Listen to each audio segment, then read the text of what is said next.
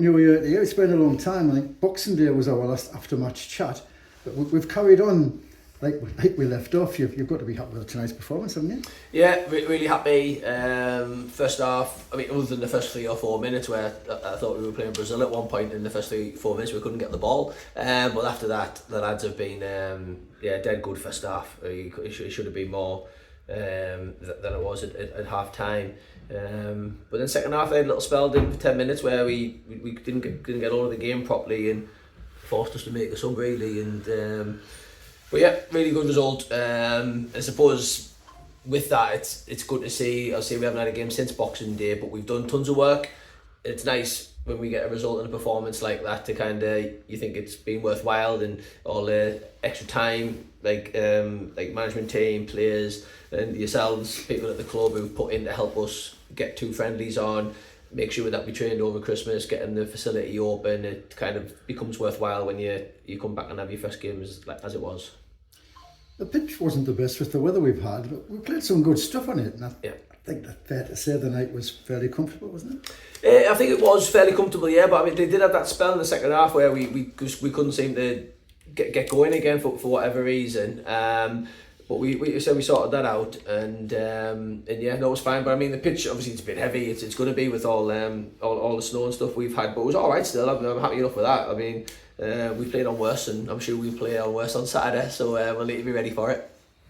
And you said Benfield had a good spell second half. They passed it about well and without really troubling us until late. And the defence was top drawer again, weren't they? Yeah, really good. But Benfield in good form. I mean, they obviously beat Redcar the other week. I think they were one of the top form teams in the league. I know we haven't had a game for a while, but they've turned it around with a new manager in there. They've got some young hungry players, and when we play them again this season, we'll need to be at it because they're a decent side then. There was a number of penalty shouts in the game. What was your view, Chris? Because 2 of them looked nailed on to me. One late in the first half and pretty early in the second half. Yeah, so I think obviously Leighton's penalty was a blatant penalty. I don't know if the one in the end of the first half was in the box or not, so it might have been closer, but it was a foul. And then the second half, it just looked like a foul, and if it was in the box, then it would be a penalty. So I don't know. I don't know. So maybe sometimes referees think if they've already give one, then to give a second one, it has to be so blatant beyond belief to give a second one. Something similar to that as he came up at half time, didn't Right, okay, yeah, right, fair enough. But no, yeah, maybe penalties, maybe not. Got the win anyway.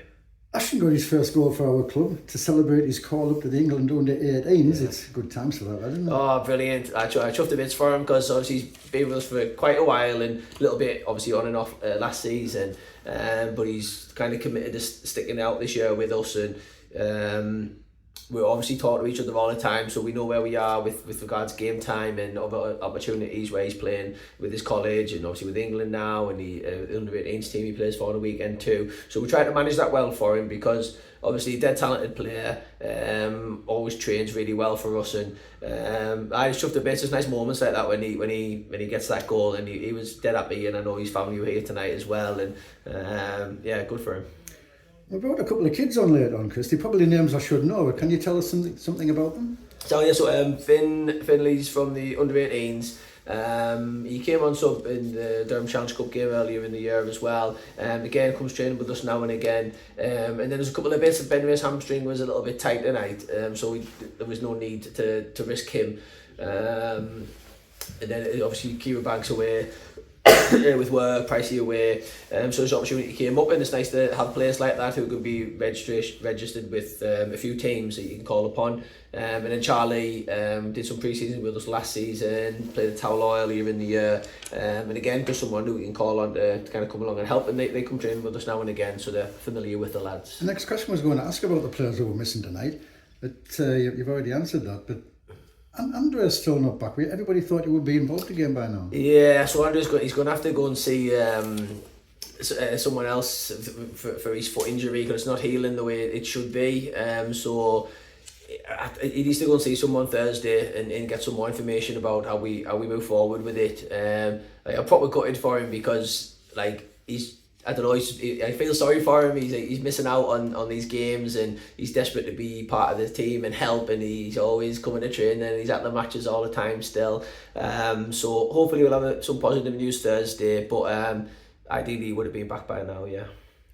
There's been a lot of surprise shown by a lot of folk over the setting the League Cup away again, mate, because it hasn't been competed for since lockdown. Yeah. But a midweek competition's got to be better than training, hasn't it? Oh yeah, well I think I know at the start of the year some people weren't happy with the amount of games Saturday, Tuesday all the way from the start of the season. But I think it's the right thing to do because it's boxed off a lot of games in the league, so everyone's pretty much up to date with the league. So it kind of gives that allowance for 2, 3, 4 bad weeks of bad weather, which we're obviously having pretty much every year now, where games are going to be called off. So we're up to date with the league programme, and I think it's good to have the League Cup. And so we've got pretty much fit squad now as well. So yeah, more than happy to have more games. So yeah, no problem with that.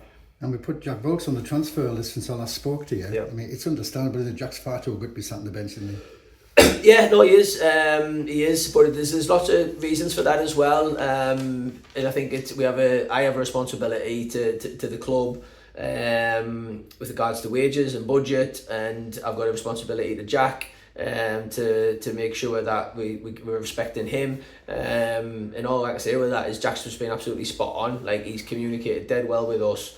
We've communicated really well with him, and yeah, there's no issues, no like animosity between anyone at all. It's just something that kind of has to happen for all parties really.